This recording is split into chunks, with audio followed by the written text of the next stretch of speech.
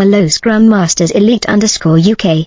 Let's reflect on Scott Robertson's departure from the All Blacks to explore leadership, respect, and resilience in times of change.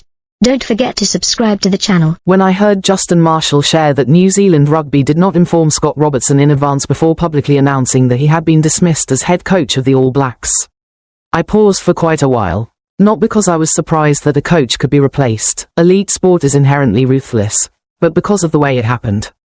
The feeling of finding out at the same time as the whole world made me reflect deeply on the value of respect and how people treat one another when the spotlight is on. I have always believed that in sport, winning and losing are part of the reality. No one can hold a position forever based solely on past achievements.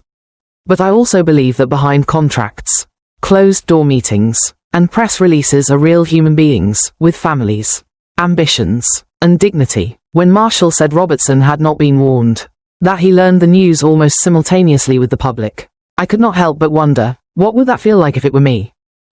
Robertson took over from Ian Foster after the 2023 Rugby World Cup. He stepped into an enormous legacy, where every decision was scrutinized. 2 years into a 4-year contract is not a long time to build a complete cycle. Especially when everything is judged through the lens of immediate results. I understand how a review led by David Kirk could result in a separation. At that level, every detail is strategic, but what lingers with me is not the decision itself, it is how the decision was communicated. I picture Robertson, razor to his friends, full of energy, passion, and personality. Marshall recalled meeting him after that strange day on the Bad the Rugby podcast. Just 10 days after the upheaval, they saw each other again.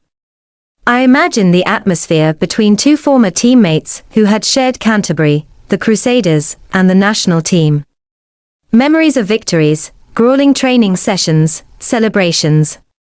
All still vivid. And then reality intrudes. A reality where the peak of prestige can shift with a single administrative decision.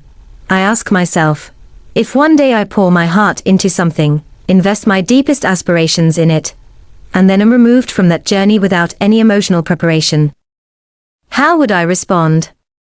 Would I remain calm enough to accept it? Would I have the character not to turn hurt into resentment? What I admire in Robertson is his choice of silence. He released a brief statement saying it was an honor to coach the All Blacks, and since then, he has not given interviews. To me, that silence is not avoidance, it is self-respect. In an era when everything can quickly become media controversy, holding one's emotions privately requires remarkable strength. Marshall is right. This is massive news. The head coach of the All Blacks is not just a job. It is a national symbol. Every match represents identity, pride, and tradition. When you occupy that role, you carry not only scoreboard pressure, but historical weight. And when you leave, you are not just vacating an office, you are stepping away from a part of your identity. I think about Robertson's family. Marshall mentioned that he has a wife and children. Behind every public figure are ordinary family dinners, children going to school, loved ones reading headlines like everyone else. A professional decision can become an emotional upheaval for an entire household. Success and failure rarely belong to one person alone, they ripple outward. Robertson's return to coach the Barbarians against South Africa and Wales at Nelson Mandela Bay Stadium and Twickenham offers some comfort. Life does not close off just because one door shuts. Sport, like life, always presents new turns. Yet that return does not erase the initial disappointment. It simply shows that a person can keep moving forward even when a major dream is temporarily interrupted. I also noticed the names mentioned as possible replacements, Jamie Joseph and Dave Rennie. I do not see them as replacements in a negative sense, but as the next links in a new cycle. Systems evolve. But I remind myself not to reduce this story to personal rivalry. Sport easily divides fans into camps. In reality, this is about governance, strategic direction, and how organizations make decisions. With upcoming Nations Championship matches against France, Italy, and Ireland, I understand why New Zealand Rugby must calculate carefully. International results affect reputation, finances, and public trust. At that level, There is little room for pure sentimentality. Yet amid all those calculations, I hope the human element is not forgotten. From this story, I take a personal lesson about facing change. No one guarantees me a permanent position. No matter how hard I try, some factors remain beyond my control. The only thing I truly control is my response.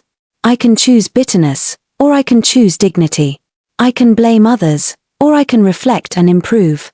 For fans, the lesson may be clarity. We have the right to feel disappointed and to question organizational decisions. But we should remember that behind every headline are people adapting to disruption. Outrage creates noise, understanding creates depth. For all of us, this story reminds me of the impermanence of status. Today you are at the peak, tomorrow you may enter a new chapter. What remains is not the chair, but how you occupied it. Did you give your best? Did you leave with grace? Did others feel respected by you? I was not in the New Zealand rugby boardroom, so I do not know the full context. The decision may have been based on analyses the public never sees. I try to keep that objectivity. At the same time, I believe transparent processes and humane communication are goals every organization should pursue. When someone learns of the dismissal at the same time as the world, it is not only a communications issue, it is a human experience. What strikes me most is Robertson's dream of winning the World Cup for his country. When you are told you cannot continue pursuing that dream in your current role, it must feel like part of your imagined future has been taken away. It makes me wonder, am I over-identifying myself with a single goal? If that goal disappears, am I flexible enough to redefine success? The more I reflect, the more I see this is not just about rugby. It is about careers, power, and the fragility of position. In business, education, or the arts, similar situations occur. And when they do, the hardest test is not losing the role, it is preserving self-respect. Robertson's silence also teaches me emotional discipline. In the age of social media, instant reaction feels natural. Yet sometimes saying nothing is the strongest response. It allows emotions to settle and clarity to emerge. If one day I must leave a role I love, I hope I will be calm enough to express gratitude for the opportunity, honest enough to acknowledge what I did not achieve, and courageous enough to move forward without resentment. I hope I will remember that my worth is not defined solely by a title. To me, this is not a tragedy. It is a slice of reality. Success is never the final destination, and failure is not the end. What matters is how we navigate the turns. When I think of Robertson, I do not only see a dismissed coach. I see a person at a crossroads. And I believe every crossroads carries the possibility of renewal. Perhaps he will return stronger, perhaps he will find a different path better suited to him.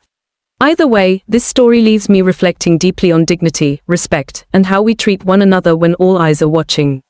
In the end, I remind myself, do not only learn from others' victories, learn from how they face loss. Because in those moments, character and resilience are revealed most clearly. Thank you, Scrum Masters Elite_UK. The story of Scott Robertson leaving the All Blacks reminds us of respect and courage in moments of transition. Subscribe to the channel.